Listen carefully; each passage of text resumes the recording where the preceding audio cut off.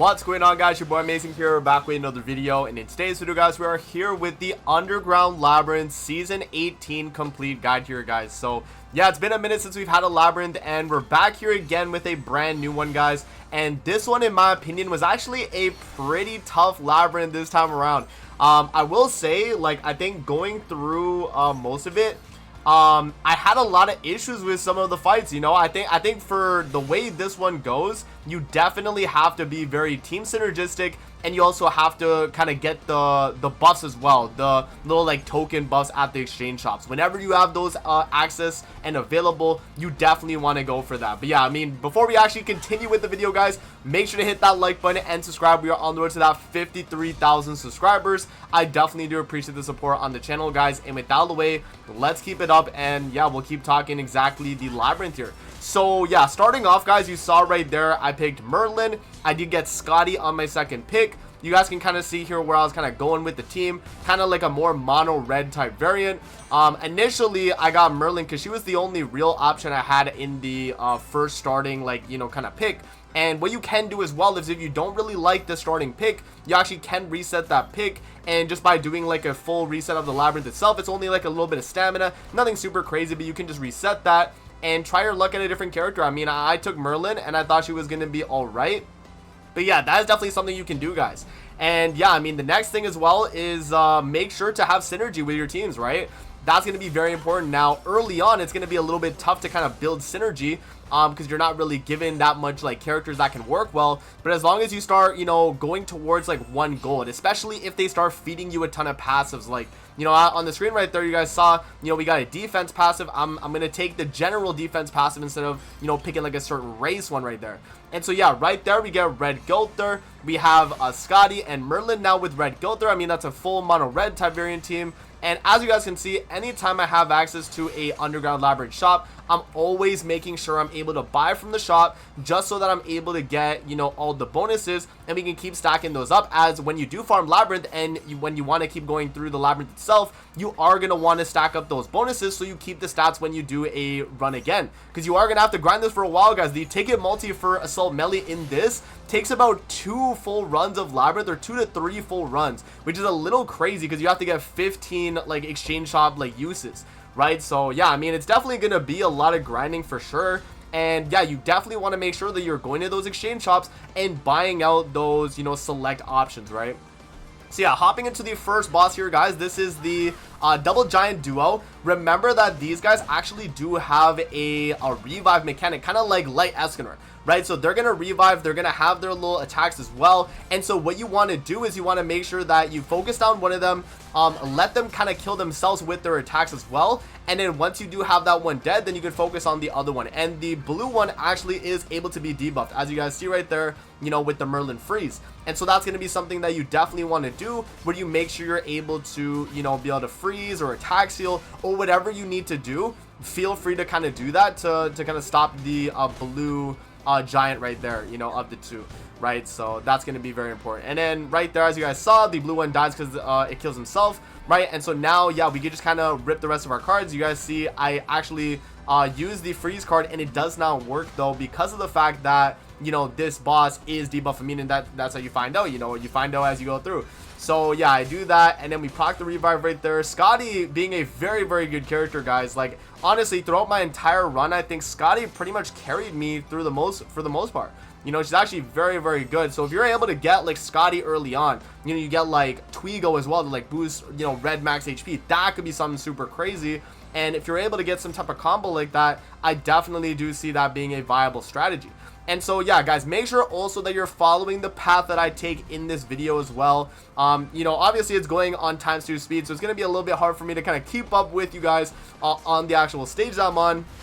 But make sure that you're following in. You can pause the video for where I'm at, and you can kind of see which direction I go.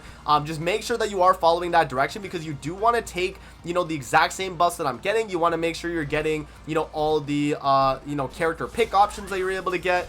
And yeah, that's obviously going to be the best course of action going throughout the Labyrinth right there. And yeah, being able to get like a character like Red Gilther, as you guys see, you know, for my team, He has attack seal that's obviously very strong in these, like, you know, kind of mini fights, you know, where you're able to actually attack seal, and that's going to be something where you're able to really take advantage of that. And with a character like Red Gallant here, I picked him because I'm on like kind of a full mono red team here, right? So, you know, with that being said, we're able to get a lot of ignore, you know, strength enemy defense, right? So we're able to do a lot of damage because we have a full strength team.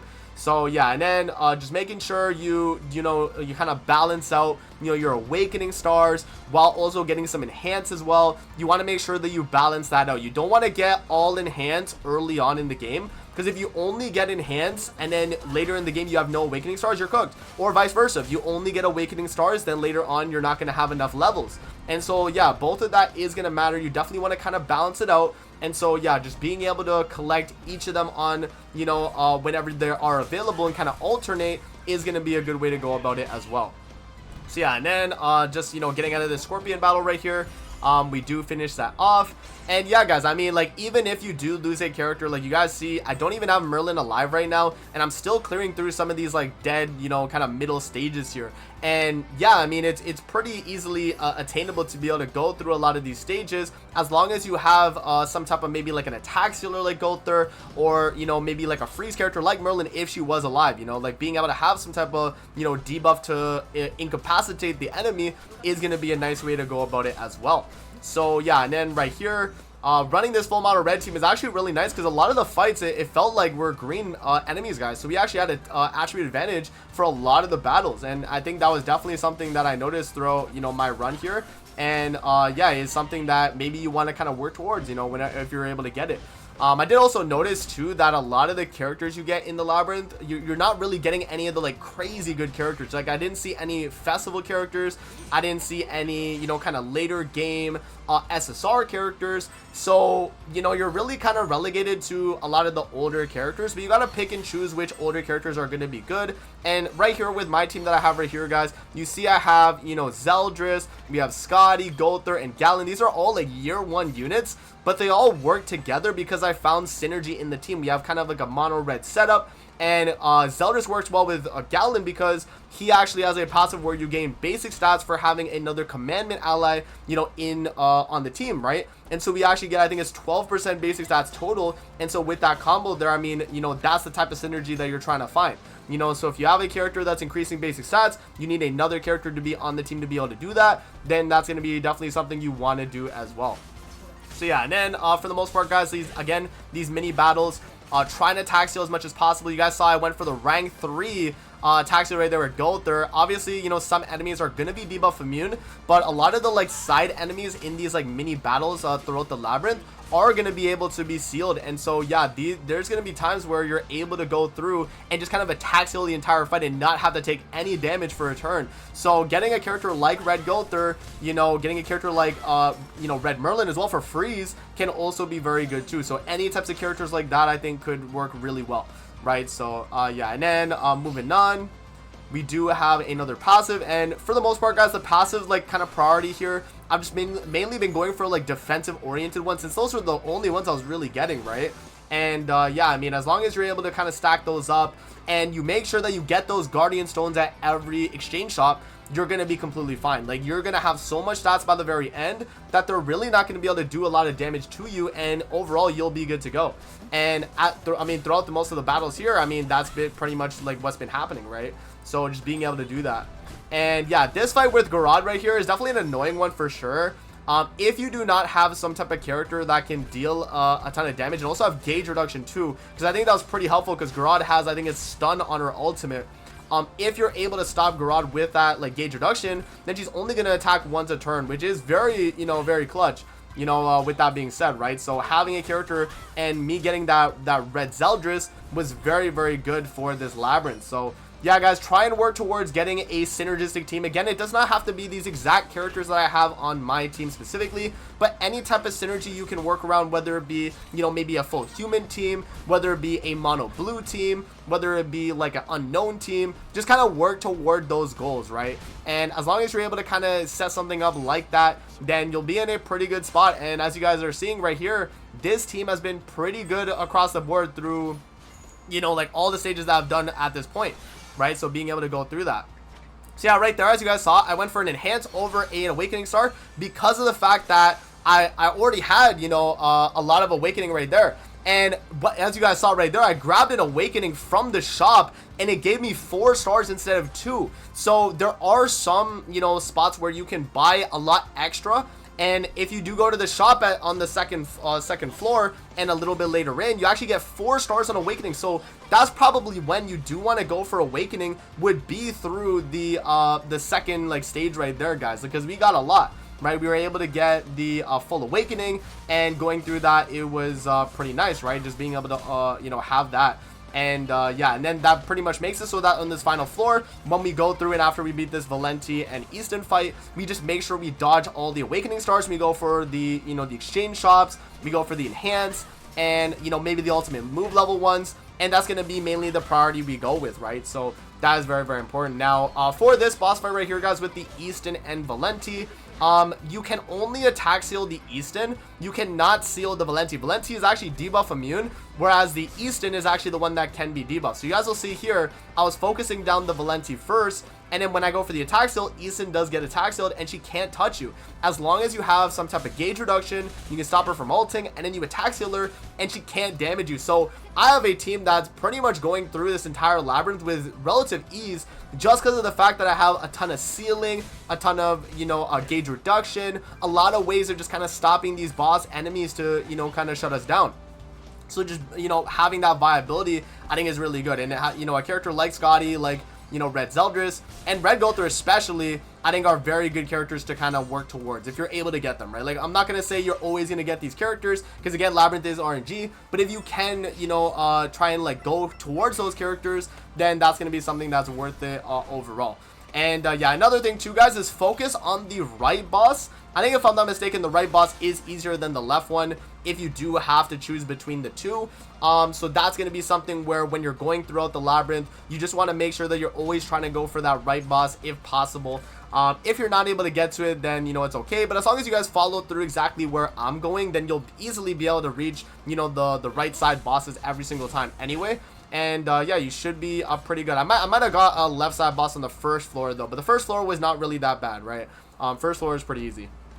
So yeah, and then the rest of these stages here, guys, are pretty filler. So I guess what we'll do is we'll come back when we're on the boss of the final floor. So I'm just going to let you guys kind of enjoy the rest of the clip here, and then we'll come back when we're at the very final boss, which is very important, and I want to make note about specifically when we do get to that.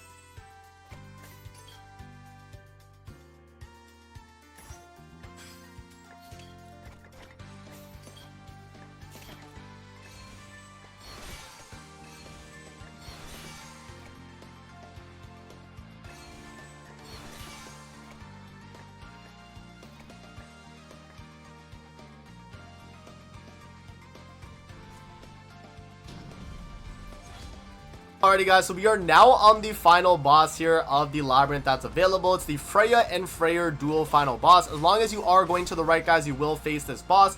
And yeah, I mean, this one's definitely a tough one. You cannot seal them, you cannot debuff them, so this one's going to be a little bit rough in terms of how you go about it. And you want to make sure that you do focus down both Freyr and Freya around the same. I did, like, you know, fully go into Freya right there, which in retrospect, I think maybe I could have went for Freya considering how much damage she was taking once I started, you know, attacking with Zeldris and Gulthur. You guys will see, like, you know, for whatever reason, Freya just be taking a lot of damage. Maybe it's because I killed Freyr. That actually could be possible. Like, maybe you do want to kill Freyr first. But yeah, I mean, you know, I tried my best to just get as much damage in as possible. I tried to go for the crazy rank ups with Gulthur whenever it was available. And yeah, I did focus down Freyr, but it looked like he was getting really, really tanky there. I think maybe going for Freya first could be the way to go, because I actually almost lost this. And I think if I did not have Freyr as low as I did, I might have been cooked actually. So yeah, I mean, the gauge reduction was super good right there, guys, because Zeldris was able to, you know, strip it. And then, yeah, I mean, you guys saw our damage too. Like, it was actually looking pretty good. And so this turn right here, I was like, okay, wait, we actually have 3 attacks, because I only had 2 characters on the field. So I thought I could only do 2 skills, but we actually could do 3. And yeah, we do actually kill Freya right there. She doesn't have a revive or anything like that. So you should be good, guys. So yeah, man, that is going to be it for the video. I hope you guys did enjoy. Thank you guys for watching the video, and I'm gonna see you guys on the next one, man. Peace out. Have a good rest of your day, guys. See you later, man.